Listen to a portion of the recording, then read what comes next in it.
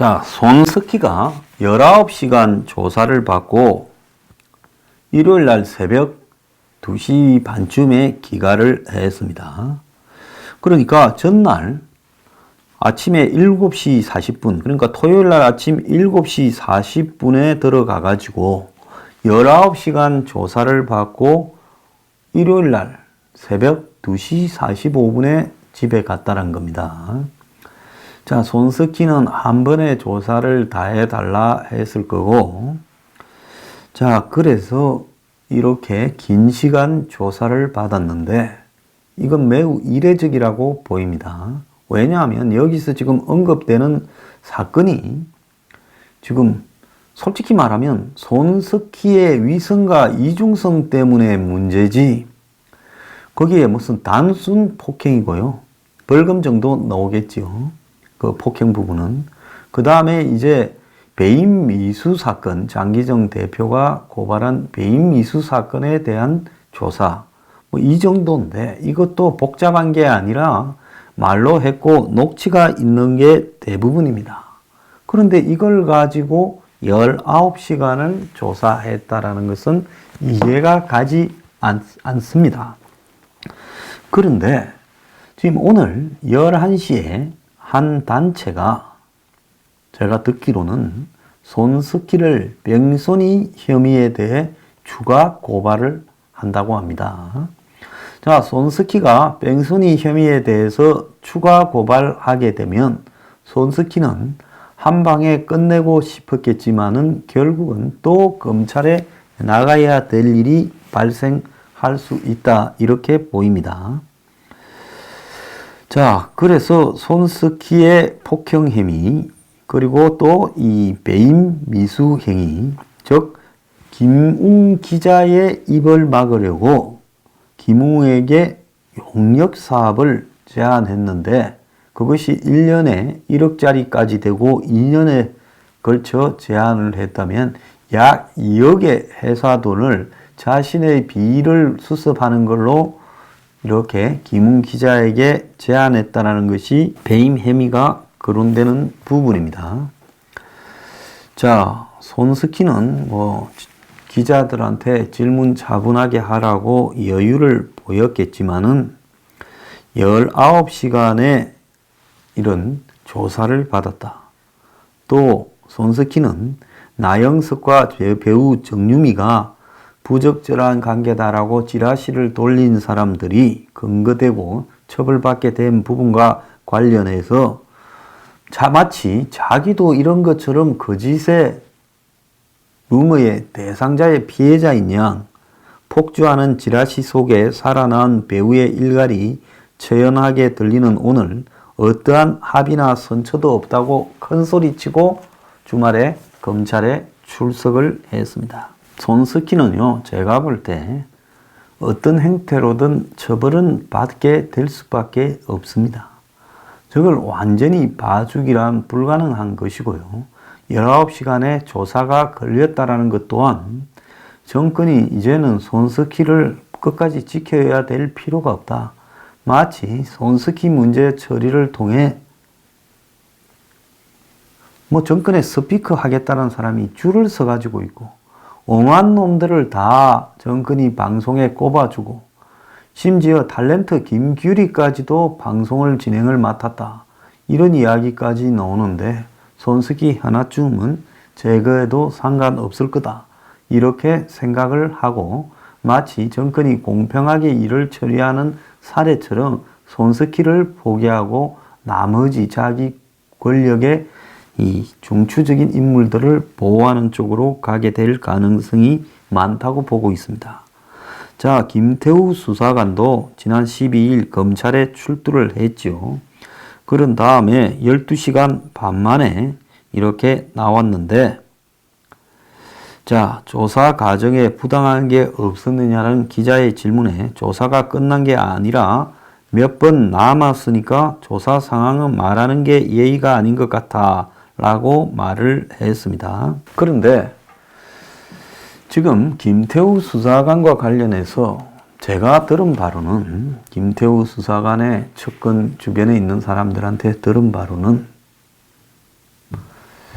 지금 김태우 수사관에 대한 일종의 이 한국당은 처음에 무슨 프레젠테이션 이렇게까지 하면서 화면에 김태우 수사관의 목록을 띄어서 한 이틀 떠들더니만 그 이후에 한국당 소속인 변호사가 그만두면서 사실상 김태우 수사관에 대해서 손은 뗐고 한국당과 관련이 없는 변호사 4명 정도가 김태우 수사관을 지금 자진해서 케어를 하고 있는 걸로 보입니다.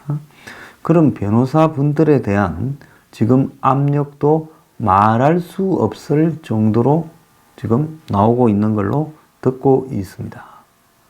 제가 그분한테 피해가 돌아갈까봐 정확하게 공개해서 말하지는 못하지만은 김태우 수사관을 변호하는 변호사들에게까지 압력을 넣고 있다라는 것은 이것은 정권이 도저히 용납할 수 없는 짓거리를 하고 있다. 저는 그렇게 해석을 합니다. 토요일 16일 한국당의 당권 후보 출마자를 포함한 한국당 사람들이 경남 도청 앞에서 이 문재인에 대한 규탄, 어떤 시위를 한 걸로 알고 있습니다.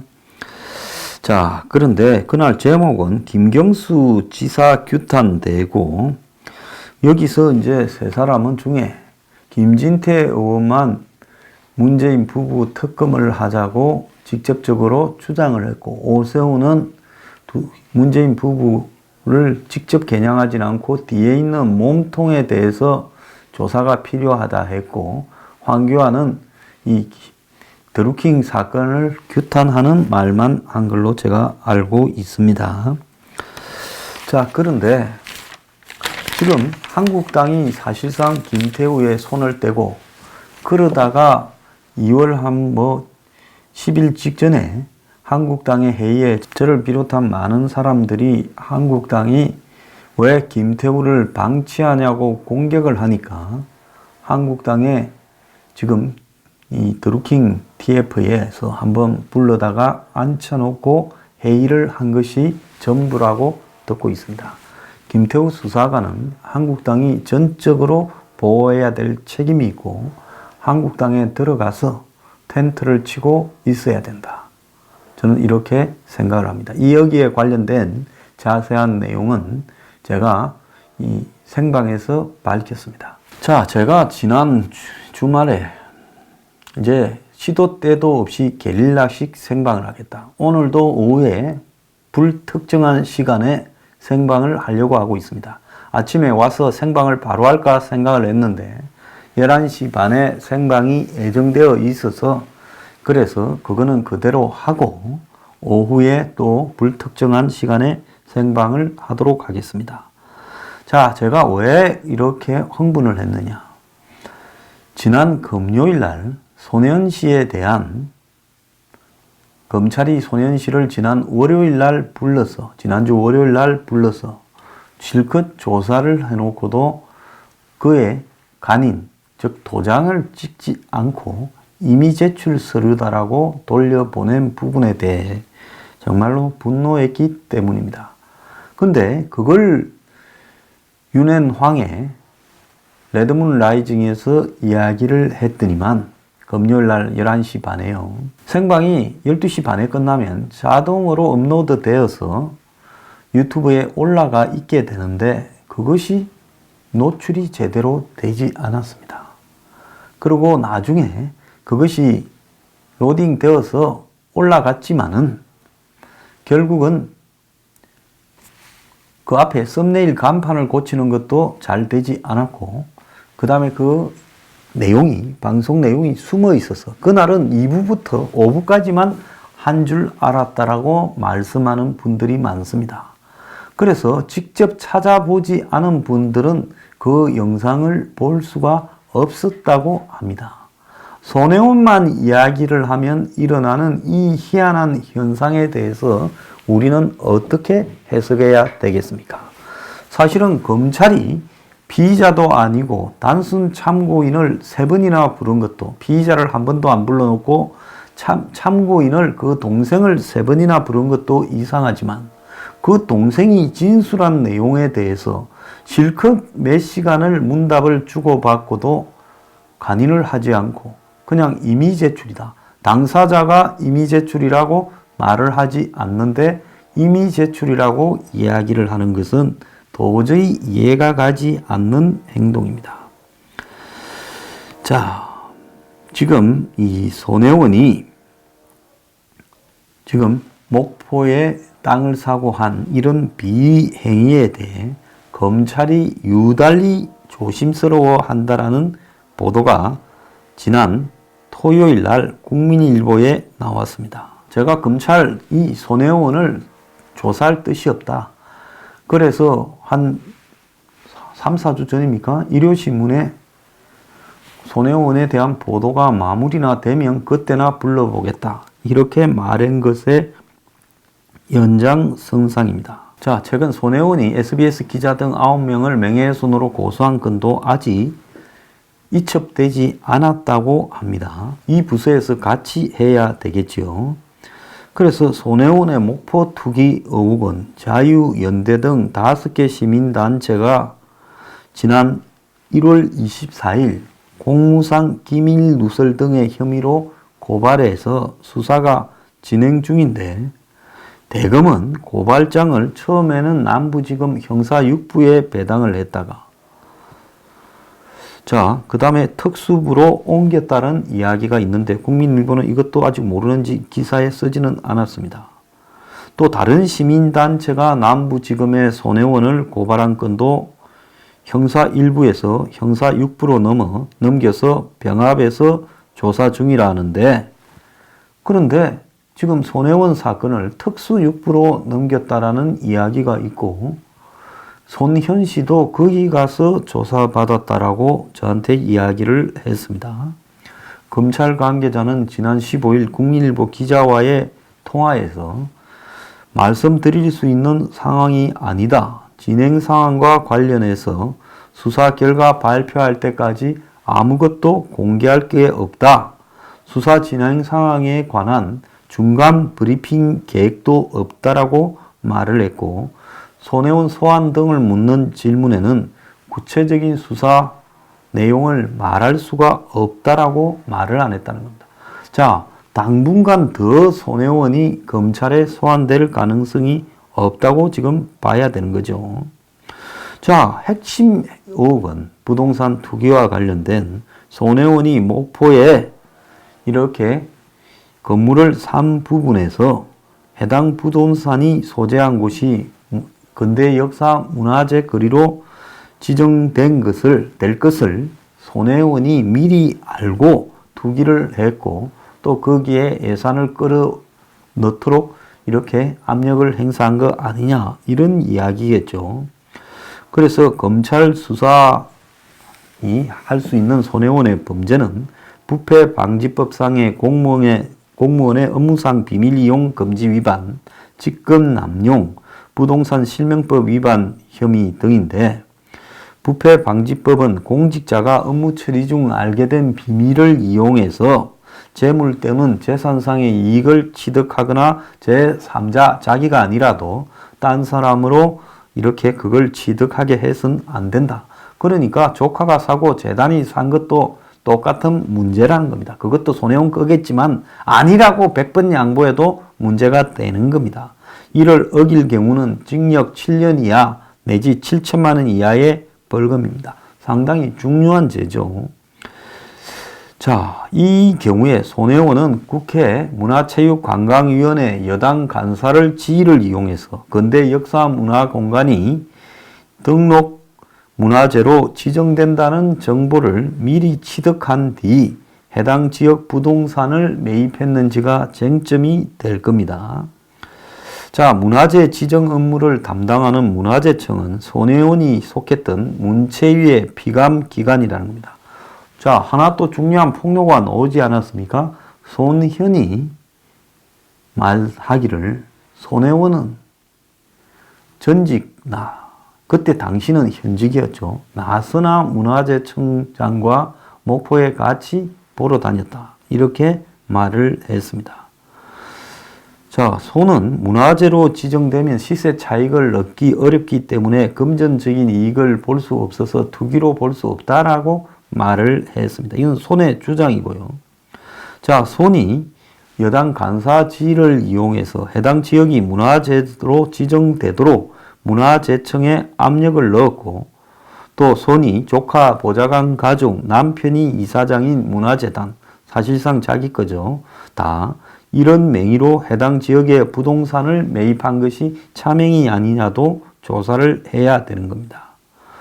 또 손이 국회 문화체육관광위원이 되면서 직무 연관상의 문제 때문에 이 백지 신탁한 회사 크로스포인트 인터내셔널 명의로 목포에 부동산 투자를 한 것이 공직자윤리법을 위반했고, 또 그런 회사나 재단의 이런 돈으로 이 부동산과 관련된 세금 등을 처리한 것도 배임의 문제가 있는 겁니다.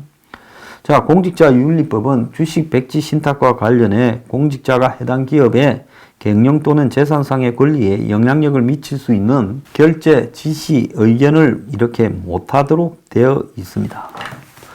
자, 이것과 또 더해서 지난번에 당인리 발전소 문제가 나왔지요. 그런데 거기에 이제 당인리 발전소가 흉물스럽다면서 새로 심사해서 설계하라고 한 건물을, 발전소 위에 지상 건물을 그렇게 손이 주장했고, 그래서 새로 이렇게 설계를 갖다가 모집하기 위해서 심사위원이 된 사람은 손혜원의 고액 후원자였다는 것이 드러났습니다. 이 사람은 홍대 동문이었죠. 그래서 연 300만 원 이상의 고액 후원자 5명 중에 한 명이었어요. 2016년에요. A씨는 그해 500만 원을 기부를 했다고 합니다. 그리고 이 A씨는 작년 3월 건물을 다시 리모델링 재공모를 했고, 그 심사의 심사위원인데 설계업체 B씨, 여기도 손혜원과 동문인 회사입니다. 이 B사에 최고점을 줬고, 그 결과 B사가 당선이 됐고, 그 당시 A씨는 B사에 대해 5개 평가 부분에서 모두 만점인 수를 줬다는 겁니다.